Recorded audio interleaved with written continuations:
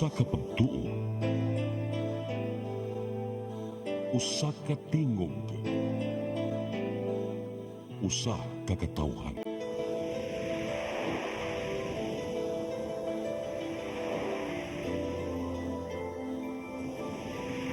Cebu Catholic Television Network.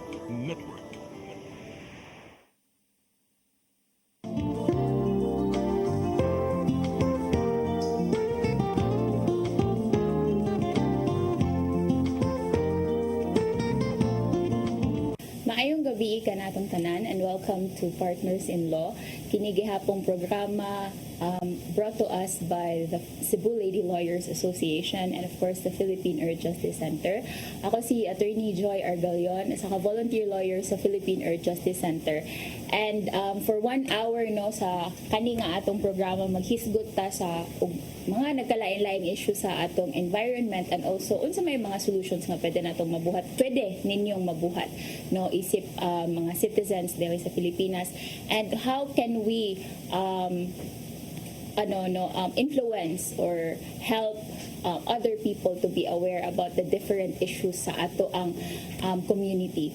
So for this month no, sa month of February, bag-o lang ta nag-celebrate sa Valentine's Day, sa Hearts Day. So usa sad sa ato ang permi gina-encourage sa ato ang mga citizens and sa atong mga friends and other fellow advocates is to love the earth, because of course we only have one earth, and the different issues happening in our society are largely connected with us, our life, our health, and the survival of humanity. So importante nga apila na to or gahinan na to og love pod ang ato ang environment. And usa sa pinaka unsa ba ni hot issue karon no atong hisgutan ang recent nga Supreme Court ruling and unsa ang implications ani sa atong kinaiyahan. And but before that no, allow me to introduce our guest for this evening. For our televiewers nga sige nagtan-aw sa Partners in Law, she is a very familiar face, and before that she is one of the founders of PEJC and formerly the managing trustee of Philippine Earth Justice Center, and now she is the senior director for campaigns, legal and policy of Oceana Philippines. Attorney Liza Osorio. Thank you, Joy.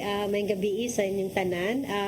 It's good to be back, of course, na napunta diri, and of course willing and always committed to share, unsay mga insights nato with regard to sa pagprotect or pagproteher sa atong kinaiyahan, especially atong kadagatan. Since now I work with Oceana, we're very much involved in ocean issues, ocean protection in the light of sa lain-lain na mga issues na atong natubang karon, climate change, na pang mga kanang exploitation sa atong resources. Makita nato ang epekto sad sa atong mga recursos, sa atong mga kaisdaan. Daghan na kaayong mga problema, mga illegal fishing activities and pollution as well. So daghan poly crisis ang tawag nila ani nahitabo sa ato ang atong kadagatan sad. So thank you sa invitation and happy to be here. Yes, and thank you so much, Attorney Liz, for gracing us for this evening sa ato ang programa nga Partners in Law. And we mentioned nga very hot issue karon kay bag-o lang yun siya nga decision by the Supreme Court of the Philippines, ang kinatasan nga korte sa diri sa Pilipinas nato. And so atong hisgutan karon kung unsa man day mga katungod sa ato ang mga gagmayng mananagat or kaning atong mga gitawag nga municipal fisher folks, and unsa may impact or unsa po'y epekto atong recent nga Supreme Court decision to the fisher folks as well as to the utilization of our resources. Labi na sa nganhi kita diri sa Cebu, surrounded by waters, and the Philippines is as an archipelagic country affected kaayo sa atong resources nga nagsaligta sa atong kadagatan. Yes, so atong i-step back muna. So atong hisgutan ang Supreme Court ruling, so as mentioned by Joy, this is very recent. Although ang na-release ang decision was actually last August 2024, pero na-receive ang copy sa mga concerned parties December 18, 2024. So, right before Christmas, no? Yes, right before the holidays. Right before the holidays. So, medyo nakuanta, na iguta, no? Ug maayo kay murag we were already busy with Christmas, the Christmas season, pero naay dakong hagit na naitabo last December. So the Supreme Court actually ruled in its decision in favor of the decision of the lower court, which is the Regional Trial Court of Malabon, and ilang giingon na unconstitutional, no, ang ang konsepto na sa municipal waters na 15 kilometers gikan sa atong baybayon adtong pagawas sa dagat. So kaning municipal waters dugay na gud ni siya, no, decades na nato ni siya na establish since the time of the local government code, so of 1991. And since then murag naibaw-an na nato, no, ang jurisdiction dira ay for the local government units, direct jurisdiction for the management, and na ay preferential right ang atong mga municipal fisher folk in these municipal waters, which is also recognized sa atong constitution. So dako ang epekto, Joy, no, because unconstitutional daw lagi ingon sa Supreme Court ni reaffirming the decision of the lower court. But the decision also talks about the procedural lapses, no, na naitabo, na there was failure to appeal, file a motion for reconsideration sa lower court, and the lower court declared the government, the OSG, Office of the Solicitor General, and the Bureau of Fisheries in default. So pwede na to hiskutan sa daan, no, because in the light of our rules of procedure for environmental cases, na ay may mga prohibited motions na dili pwede dapat unta gi-declare in default. So mo na siya ang background sa atong kaso. Yes. And also to add to that po, no, regarding kinsa man yung mga involved nga parties, ani, I think Attorney Lisa mentioned nga largely involved ang mga LGUs, ang mga gagmayng mananagat, but the main party gud nga filing ani is private corporation, commercial fishing corporation, the Mercedar commercial fishing corporation. Usa ka commercial fishing company against, no, nagfile og kaso against the Bureau of Fisheries and Aquatic Resources and the Department of Agriculture, which is represented by the Office of the Solicitor General. So, ang implications ani karon is that, you know, ang reklamo sa commercial fishing nga dili sila allowed to access the municipal waters nato, no, katong giingon ni Attorney Lisa earlier nga ang 15 kilometers nga area gikan sa baybayon padung sa dagat. So, historically sa atong constitution naa na gyud na nga kanang provision, no, nga it's been recognized sa atong constitution nga dunay preferential use sa ato ang municipal waters ang mga subsistence fisher folk in Article 13 Section 7. And usasad na sa atong gina-emphasize when we go to communities nga doon na gina sila katungod ana, it's also because of the right to utilize and enjoy the resources within that area, and also for food security matters, allowing our natural resources to give them a period to recover and grow further nga sa atong municipal waters, rather than opening it to commercial fishing, which is large scale in nature gid siya. Dako gyud og implications, no, Joy, because of the competition. It will result in competition between the large industry and the small fishing industry, no. So atong mga fisher folk sector na below 3 gross tons, or bangka lang, non-motorized boats even, no, and to compete against the large operations atong mga 3 gross tons and above fishing vessels.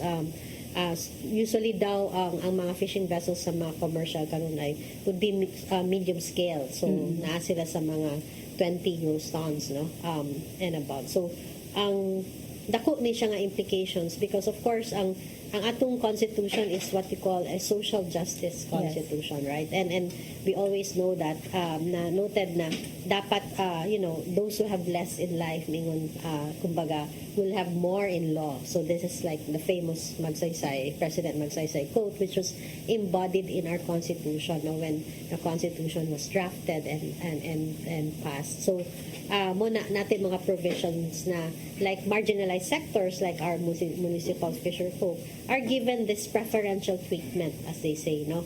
In the use and utilization of the resources kay mura man nila yung kaya di man nila kaya gawas beyond 15 kilometers, no, kaya na sa mga large scale, of course. So that's why muna importante ang pagtan-aw sa kanang nagkinahanglan ang mga marginalized sector dapat tagaan sa og dagko benepisyo or kanang pagtan-aw treatment, preferential treatment sa ato ang balaod. So mo na ang murag dako na implikasyon sa kaning decision, aside from of course the other implications on local governance. I do have a question, Attorney Liz, no. So as a general rule, aside sa atong, we already mentioned nga there's a preferential use under the Constitution, and I also know that one of the main laws nga involved ani is the amended the Fisheries Code as amended, RA 10654. So as a general rule, allowed naabay prohibition jud on commercial fishing activities within the municipal waters. As a rule, prohibited yun ang commercial fishing activities within 0 to 10 kilometers. And from 10.1 to 15, ang provisions sa atong amended Fisheries Code provides na pwedeng i-allow ang small and medium scale as long as katong certain conditions are met, no. One, the ordinance, of course, by the local government unit allowing such a commercial fishing activity. And then ang bathymetry, dapat na sila depth na not less than 7 fathoms deep. So na dito ang 7 fathoms, no. And then dapat na ay consultations i-conduct sa municipal pharmacies, sa kaning mga fisheries aquatic resource management councils in the municipality or in the city, and then that the allowed fishing activities would not be illegal and destructive fishing activities. So napoy mga certain like commercial fishing activities na totally banned inside the 15 kilometers, no, like the use of active gear, the use of kaning mga Danish seine, kaning mga liba-liba, dili gyud na sila prohibited, not allowed yun na sila totally sa within 0 to 15 kay very highly destructive siya, no, because mo drag man ni sila sa mga seabed, no, ba kanang mabaguba jud ang atong mga corals kung allowed din sila mo operate. And kanang they are considered active gear kay makagamit man sila technology, no, like fish finder na makita dyan nila asa. So unfair more competition between them and kanang mga small scale fisher na hook and line lang, kanang nets lang, and wala sila technology. So ito muna ang wisdom sa law nato is na nibutang sa ato ang amended Fisheries Code. Yes, and it's very important also nga within sa kanang municipal waters, no, ana pala to makita ang mga very critical ecosystems nato, ang atong mga mangrove, seagrass and coral ecosystems nga diha gyud mo reproduce, hatagan og chance to recover ang ato ang mga isda, no, para at least mo man ay breeding ground gyud nila. And so it's very important nga to protect gyud nga dili na siya ma-destroy and also dili ma-overexploit. I think mo man pud na ang usa sa pinaka-importante nga we don't totally use up or ma-overexploit nato ang ato ang mga resources within the municipal Which waters. is why nato. murag question jud sa mga lain-laing grupo, no, ang decision sa court kay di ko ng court na una, like this is a national resource, so using the Regalian doctrine, no, na natural resources are owned by the state, ingon sila na dapat ang national government dili ang local government ang mag-manage ani. And then mo na muragi question yun na sa mga lain-lain grupo because of course dugay na nato ni bawaan decentralized yun na natay local autonomy and then in fact atong mga local governments are given the power to protect, di ba, the environment. They can pass ordinances, and one of the provisions in the local government code is to prohibit kaning mga illegal destructive fishing activities para ma-protect nila ang ilang municipal water. So that's one na dapat I think i-question sa mga lain-lain grupo about this decision. Okay, so I think no kanang nakahatag at least we all have a little bit of a background what the case is about, and for our next segment no when we come back sa Partners in Law, we'll talk more about kung sa maning mga sectors that are involved and why is there a huge clamor surrounding this Supreme Court decision. So Partners in Law will be right back. Atong hatagan og pasalamat ang atong mga sponsors.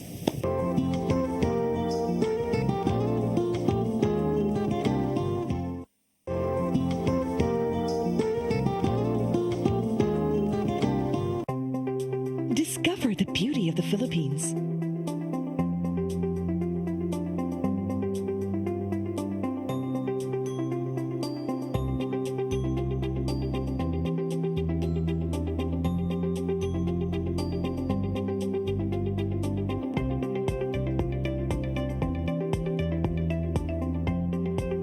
With Philippine Airlines, the country's flag carrier.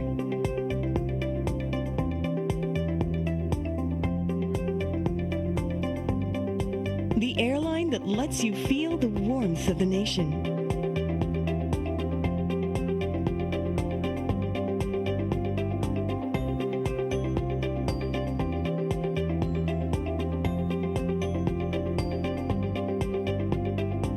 Mabuhay!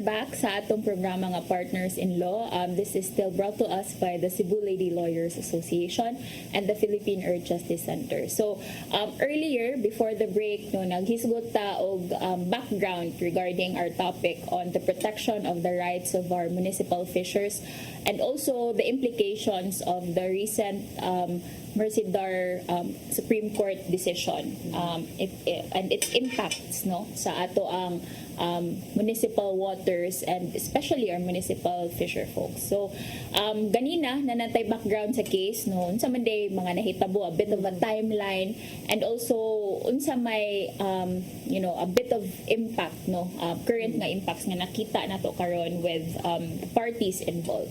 So earlier before the break na si Attorney Liza that many organizations no not just Oceana, not just civil society organizations and the Bureau of Fisheries and Aquatic Resources, the respondents in this case have stated no their concerns and also their call for regarding the decision. So aside from civil society organizations, what has been done since you received the decision in December, Attorney Liz? Yeah, so in terms of the timeline, so December 18 to, we know now for a fact na we have 15 days no to file a motion for reconsideration atong gitawag og MR sa atong legal parlance.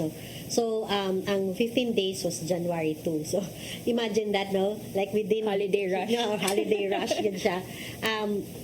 But of course, ang original parties were, as you mentioned, no, the Mercidar, which was a petitioner in the lower court na ni Daog, and then the BFAR, of course. So if you note, wala na involve ang what we call na indispensable parties unta, 'di ba? Ang affected ang mga fisher folks and the local government units no na municipalities and cities given the direct jurisdiction to manage municipal water. So and then of course using our rules of procedure for environmental cases no na very liberalized ang atong locus standi, we of course citizens, ordinary citizens and Oceana like mga advocacy groups who were very much concerned about the decision can also file and intervene in this case. So that's what we did in January 2. Nag-file intervention, petition in intervention, and reconsideration, urgent call for reconsideration of the case sa Supreme Court. Ang Oceana, Municipal Fisher Folks, groups, association, and one local government unit, which is the Municipality of Santa Fe. And then after that, na-follow ng mga lain-laing petitions. So, na mga fisher folk organizations, no, na nag-follow. So, I think so far, I think there were 3 other petitions or 3 petitions na so far ang na-file in the Supreme Court, if I'm not mistaken.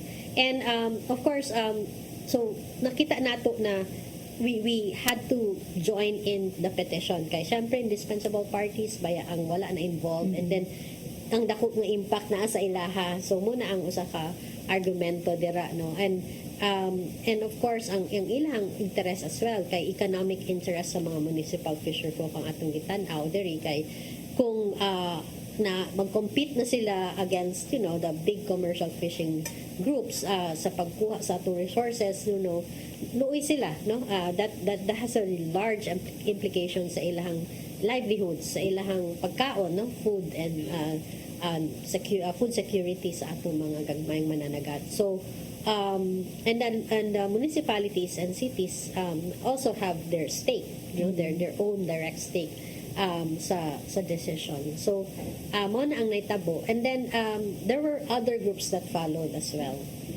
So which was very interesting kay murag nakita nato, no, na not only like katong mga directly like affected sectors ang ni join in sa clamor and the call, no, for reconsideration of this decision, but as well as, you know, the church has also already chimed in, and of course the business sector as well. So muna ang mga different sectors. Interesting good kaayo ni nga kanang convergence of different sectors kay not only no nga the resources involved but also the livelihood of the people which we mentioned earlier nga murag gyud siya kanang foundation sa atong economy ang fishing industry. So what will happen and what will become of kanang the subsistence fisher folk nato nga their rights and their, you know, the activities that they can do within the municipal waters.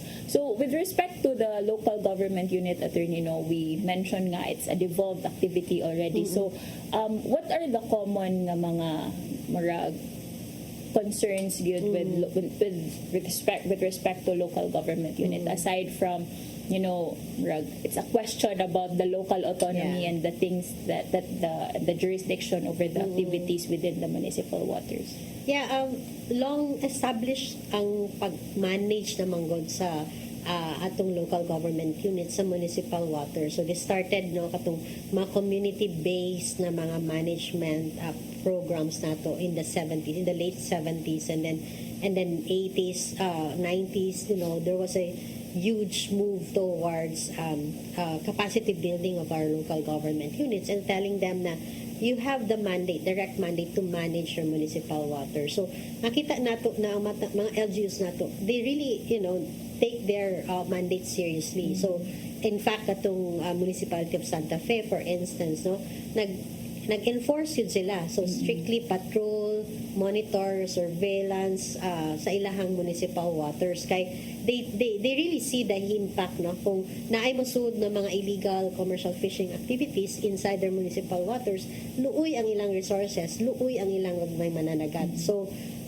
they really feel as if murabag bitkuhaan sila og kanang, di ba, not only their powers but also ang resources mismo. Kay like municipal waters has, you know, atong nearshore habitats are there, as you mentioned earlier, Joy, no, na ang corals, na ang seagrass, ang mangroves, and diha ang atong habitat, no, atong balay, atong shelter, atong breeding grounds sa atong mga isda. So if we destroy that with this destructive mga large commercial fishing activities, you know, we already know unsay impact ana sa atong resources. And scientists have also stated, no, like our academic institutions and mga fisheries scientists like Dr. Willie Campos. So, we know for that they know for for a while now na medyo overfished na, overexploited ang atoang fisheries and aquatic resources. So kinahanglan nato na mas i-protect siya kesa i-open siya for more exploitation,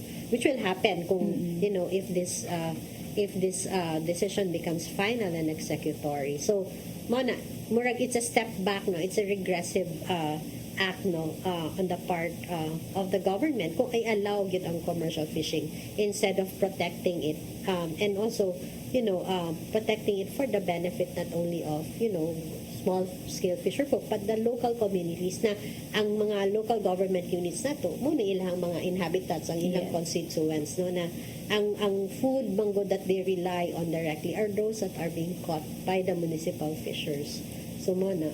Yes, and our environmental laws are there, to really regulate the activities. It's not a total prohibition, mang yun, but regulating the activities to ensure that the resources are not depleted, dili siya ma-overexploit, and then it's managed well, not just pero may na natong ibalik-balik dire no nga it's really a discussion on sustainability and ensuring that the resources that we have right now would still continue for the present and future generations. Labi na no kanang sa resources nato sa atong kadagatan, because we take pride in the beauty and in the abundance of our marine resources. So very important yun kayo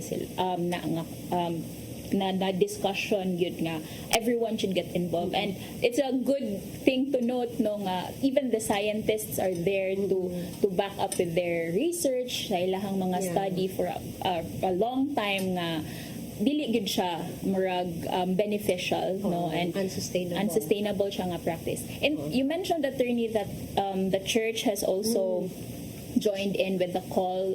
What is their murag stand put on that? So the CBCP, no, the Catholic Bishop Conference of the Philippines, led by Cardinal, our newest Cardinal, si Cardinal Ambo David, and the bishops all over the Philippines. No, I think it has been signed by more than 40 bishops around the country, led by Bishop Jerry Alminaza of San Carlos. No, they issued actually a statement regarding this, and of course a statement of concern, voicing their concerns about the decision and the implications of this decision over with respect to atong mga small scale fisher folk or atong artisanal fishers kay murag if you go back to the Bible gani, no, kanang ang si Jesus was ang iyang mga apostles were fishermen, di ba?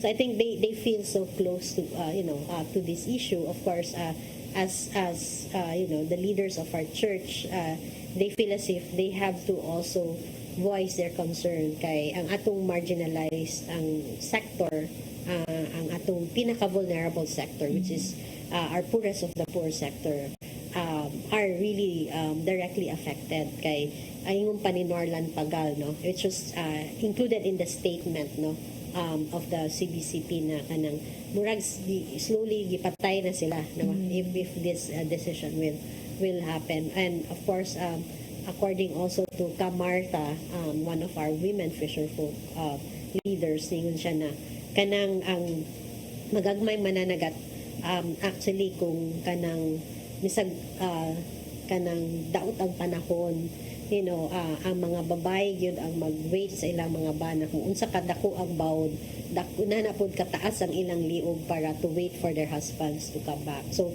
murag ang epekto ani murag they fight for their lives, and to go out to fish kay lisod, that their lives are not that easy, are difficult. So murag moingon ka na I think dili nakakita og kanang solidarity ang atong mga bishops, no, sa mga sa concern sa atong small scale fisher folk. That's why they issued the statement as well. So mo na we were happy na kwansan sila I think that they're also planning na hopefully na ay mga pastoral letter na ma-issue sa mga churches as well. Yes.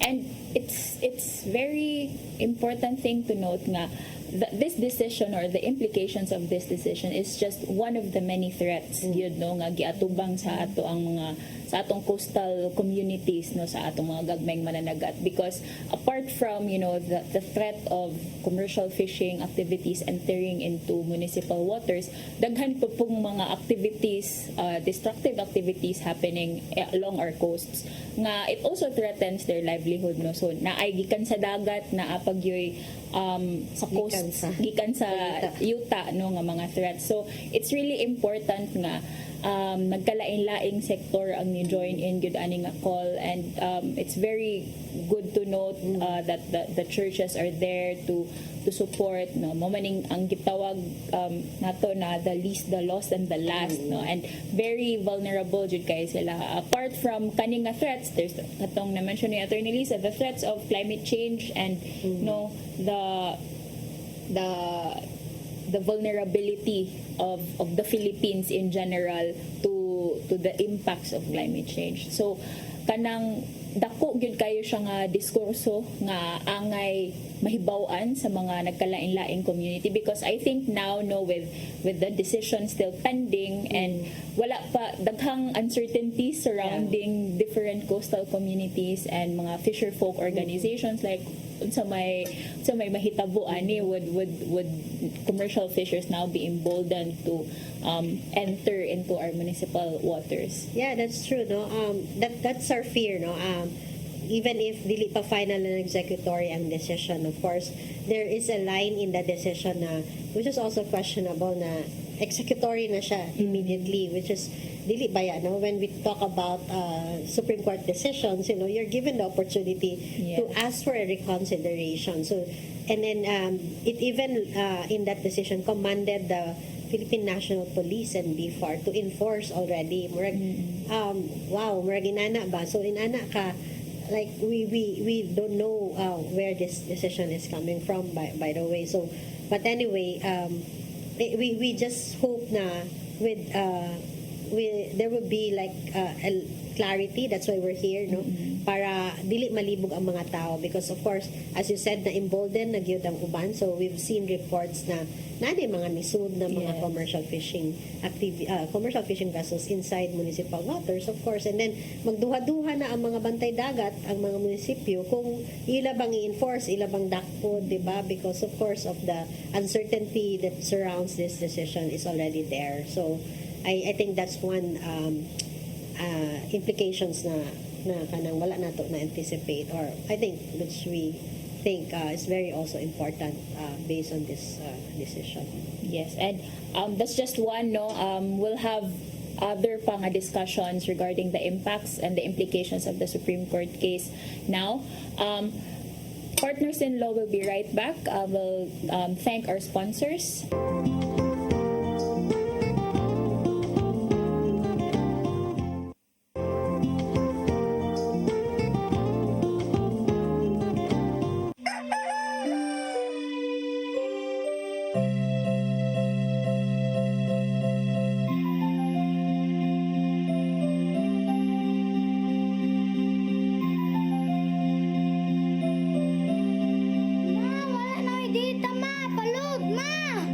Sorry ma'am, na-late ko.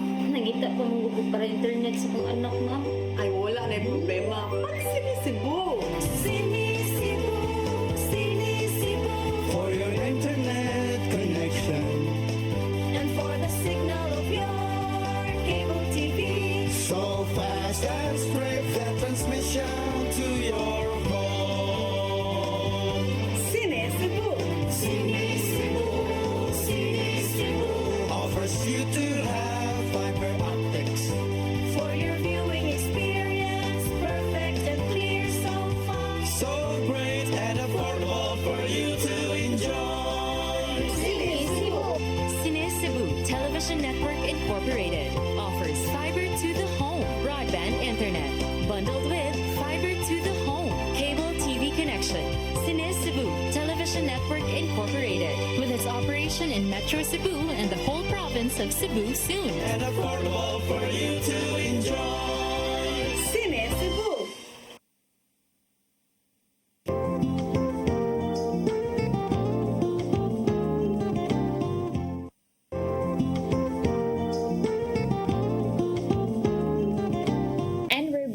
sa atong programa nga Partners in Law, still with the Cebu Lady Lawyers Association and the Philippine Earth Justice Center.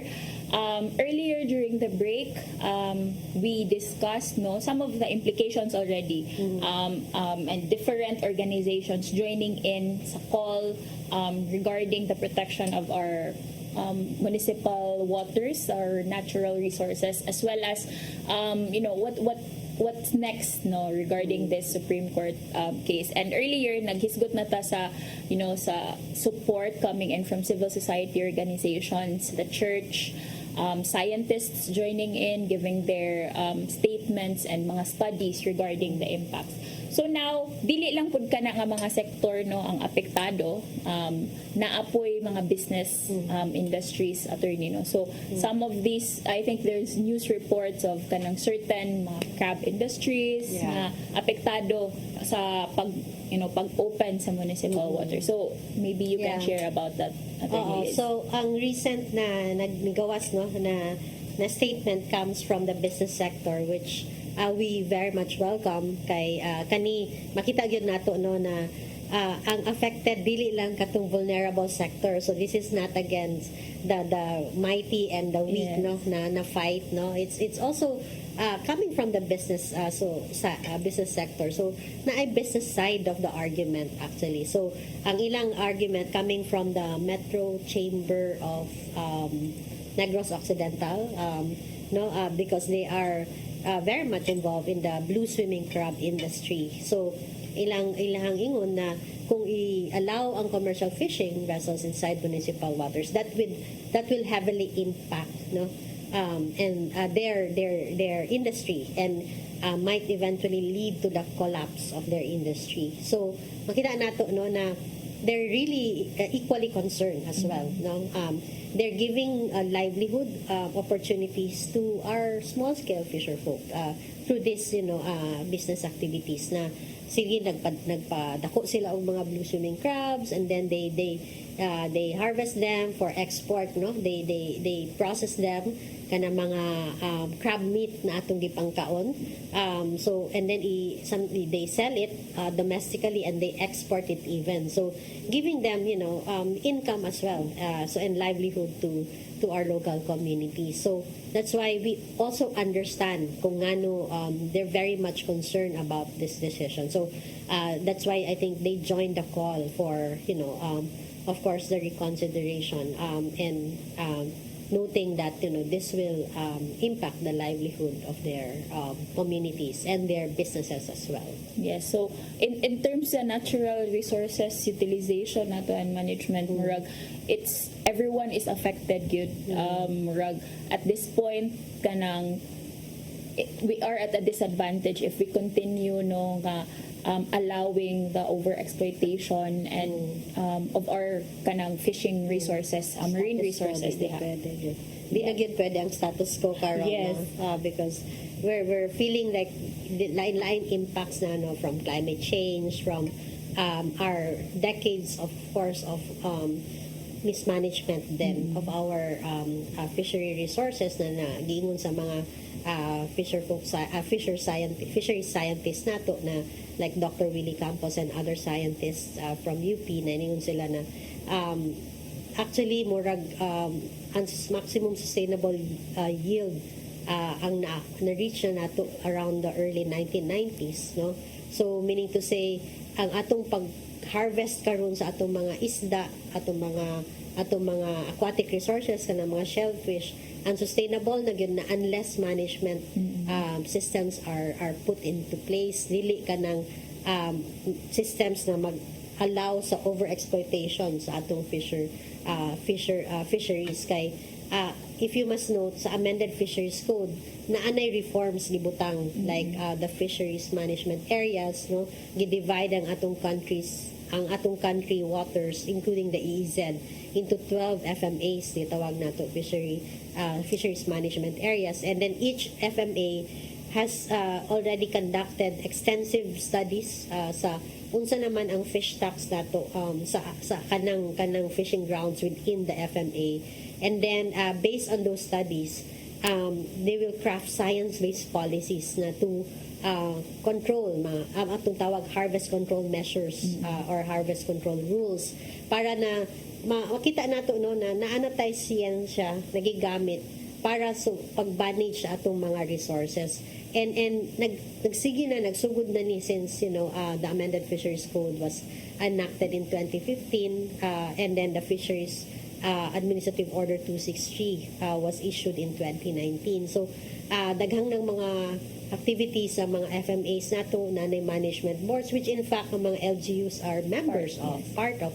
and naay scientific advisory group na mo advise sa atong mga LGUs and atong BFAR, atong mga resource managers on kung saan nila pag-manage aning area. So, naana bitaw nindot na ang ato ang sistema na put into place. And then here comes this decision na murag giguba niya ba ang murag walay there's no room for like for opportunities for these management bodies to decide for themselves na kung sa man ang i-allow nato diri because we now have better science to inform us and mind you sa Philippines medyo challenging na no because daghan kay tag species of fish no over 3,000 plus so like pero of course we've identified unsay mga commercially important species no munay mga gipangkaon nato na mabaligya commercially di ba so muna ang gitry nato manage sa atong FMAs but then again I share the sentiments of katong mga business sector nato because of course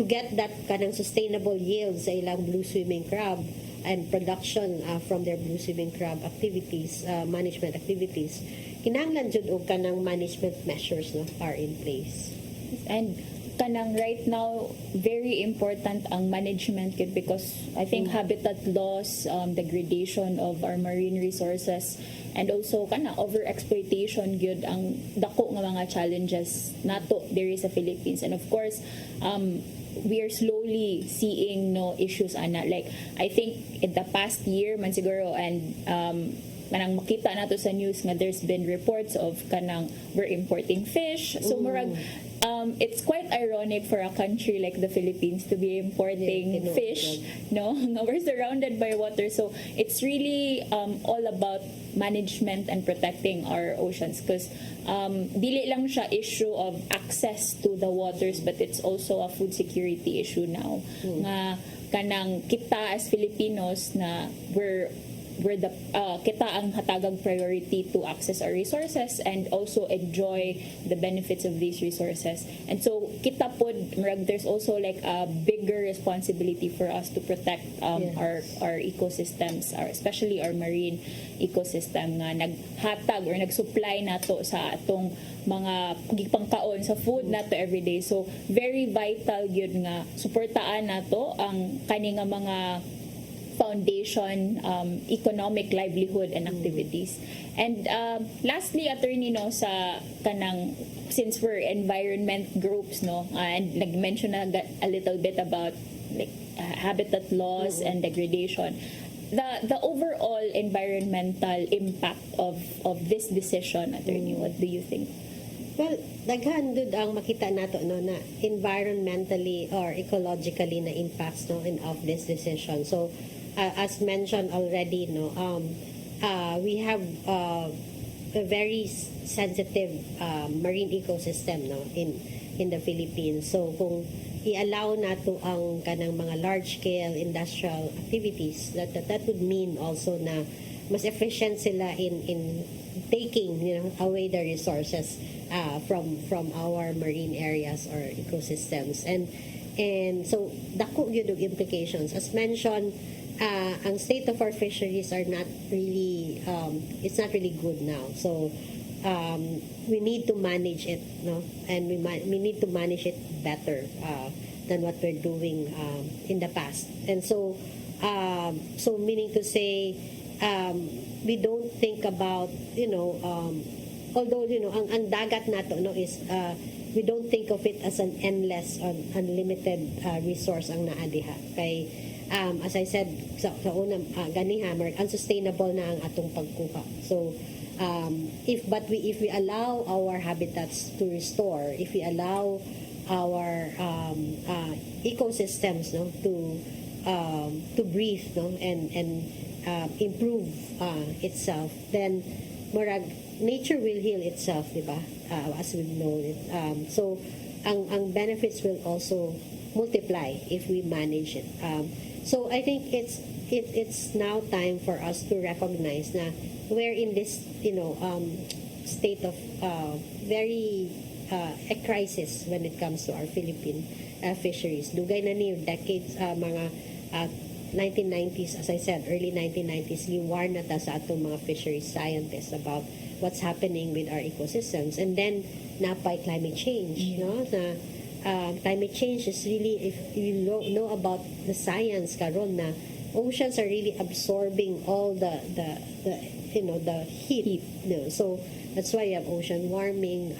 So it's medyo makita na nato jud slowly ang impact ani sa atong kadagatan, and so I think the challenge is for us to really recognize na, as you said, no, the bigger responsibility that we have to protect this very invaluable resource that we were given by, of course, fortunately enough, we are given as a gift, as I would if I have to be spiritual about it, kay di ba nata sa center of marine biodiversity, and so kung equate nato na siya sa forest, muratag ang Amazon of the seas, Yes. no, ang Philippines, and so especially ang Verde Island Passage, of course, but of course makita nato na we were so lucky, no, that we were given this marine wealth. So our challenge is to really manage them, to really be able to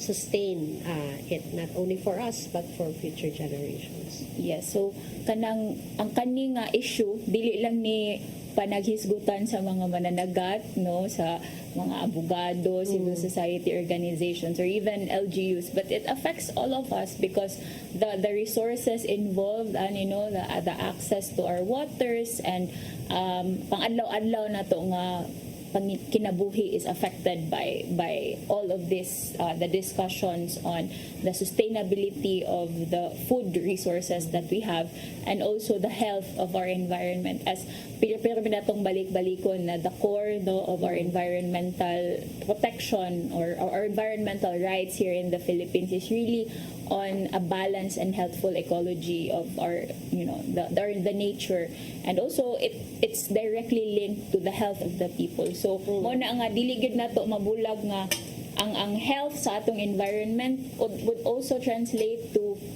the health of the people. So mo nang atong yung i-push, no, atong iduso ang mga actions and mga programs, or we support programs and activities that are aimed at strengthening measures that protect our oceans, and not just our oceans but even our terrestrial ecosystems.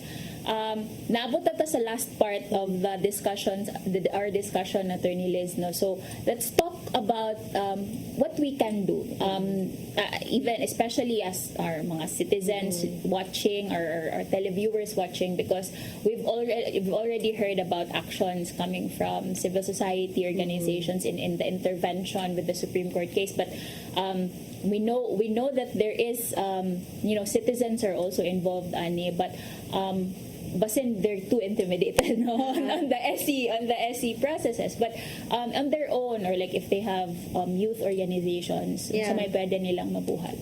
Yeah, I think ang importante lang, no, because sometimes kani mga aning issues, no, na ang fear lang nato is really ma-cover siya so the next news cycle, no, mawala na siya kung naay mas interesting na Yes. news na mo come out, and then it now becomes lesser priority sa ato mga news outlets.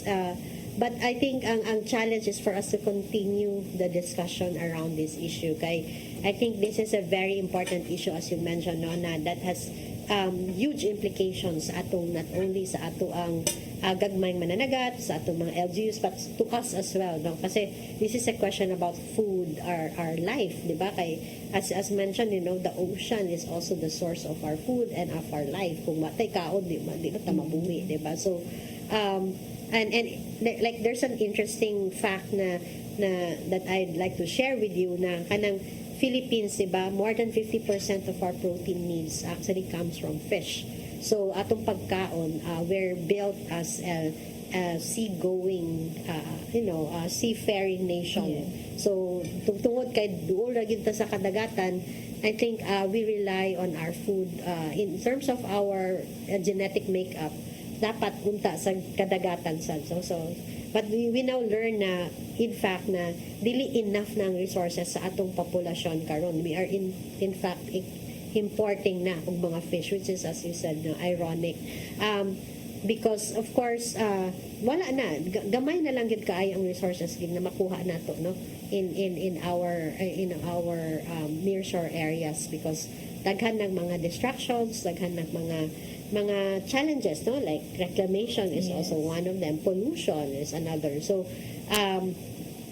dili na healthy gani sa, in fact, even no na mga red tide na mga declaration. So the challenge is also for us to learn, no, I think for ordinary citizens to learn more about this issue, because I know na medyo, as you said, intimidating siya, pero I think we have to go back to who we are as a nation, as a Filipino, para ma-understand nato na this is in fact actually affects us all. So that's one. Of course, for the youth, of course, they have a much, as I would say, bigger voice karon, because they're techie, they can tweet, they can they can send out messages. So they're also, and of course a huge portion of our population are young. So it takes another young person to talk to another young, no. Sometimes di mo sila ganan maminaw sa tua, medyo tiguang nata, but amongst them, no, it's important na daapoy ang discourse will also happen. So I hope na like atong mga youth groups, youth organizations, schools, we'll have forums about this, we'll have discussions around this. Kay it's important to also educate our young ones about the importance of the ocean. Kay that's what we missed out on, in terms of our educational background, no. Murag wa kay nato na nahisgutan sa atong pagkabata. I think I don't remember us, like we were just given typical science knowledge, pero wala tagi ditudluan about coral reefs, about seagrass, about mangroves, no, which is very important, no, kay we live in an island, naatay ana, but we don't know those things, no, as a young child. I had to learn it when I was already a lawyer, diba, and working in this field. So I think it's important na we need to like have this mga ongoing learning sessions para makatunan nato. We learn to, the more we learn, the more we about it, the more we love, diba? So I think that's also one thing that I'd like na ihagit nako sa atong mga school administrators as well, no, and our youth organizations, that they can take the initiative to inform their school na ganahan mi magkahimo og forum ani. So and we're very much open to join you kung kinahanglan mo resource persons. Pwede ra dyan ninyo matap meet. So I think I think those are two top of mind things that I'd like to say.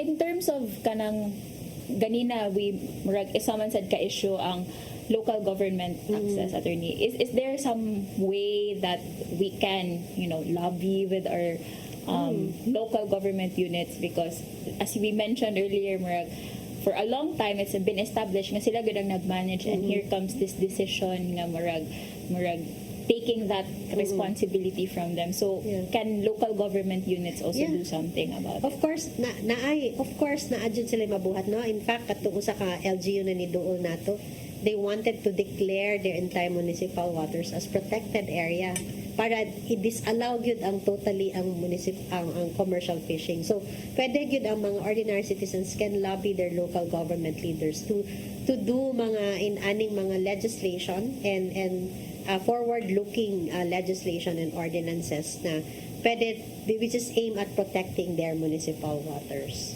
So, at those are some of the things nga pwede naagit tayo pwede mabuhat, and because now it's still pending, no. At this point we're waiting lang for the Supreme Court to act on the legal actions that have been done by different organizations. And kita karon the ball, I think the ball is in the SE's court, but also there's something that we can do on the outside, especially kung kita nagpuyo ta in coastal communities, no, it's very important, like talk with your fishermen, no, like makihinabi mo sa inyong mga mananagat unsa ilahang mga concerns, ilang mga yango, because it's also very important nga we give them the voice as well, because usa sila sa mga pinaka no, mga marginalized sectors, and sometimes they feel like their voices are not heard, especially in this particular issue that they're largely affected by the decision. So I hope that's something that our youth or even ordinary citizens can do, like reach out to these organizations that you think you know that will be able to help you or educate you more about these issues. So final message, attorney. Yeah, so daghang kay salamat sa partners in law, to Celia and PEJCs. As I said, it's good to be back here to talk about, you know, compelling issues of our time. And I think it's high time for us to be able to inform ourselves and also join in the conversation about this issue. And there are many initiatives, even in Congress. No, there was one congressman who's initiated a legislation calling for exclusive rights of marginal fishers over municipal waters.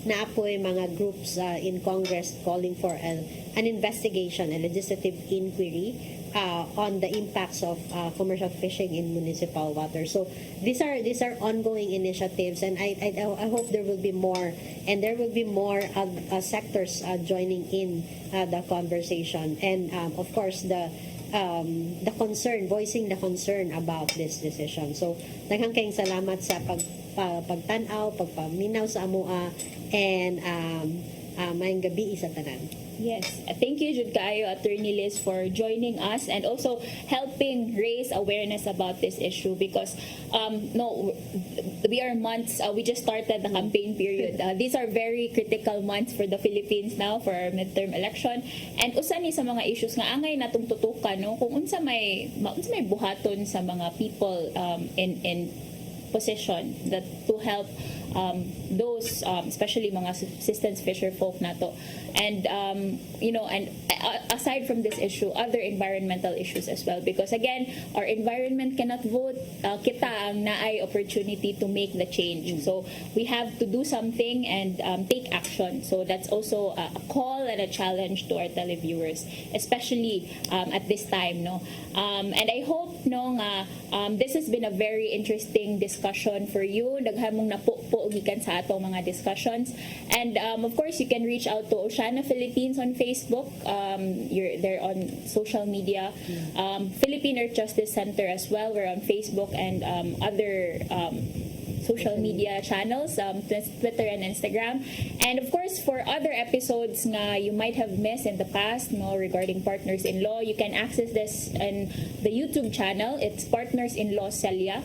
So makita ninyo ang nagkalain-laing discussions dito, not just on environmental issues but also on women's, children's rights, labor rights, and unsa pay angay ninyong makatunan kabahin sa atong balaod. And lastly, atong pasalamatan no ang Cebu Lady Lawyers Association for giving us this opportunity to have this discussion with our televiewers. So daghan kaayong salamat sa inyong pagkuyog namo for an hour, and we will be very happy to see you sa next na mga episodes. So daghan kaayong salamat ug maayong gabi.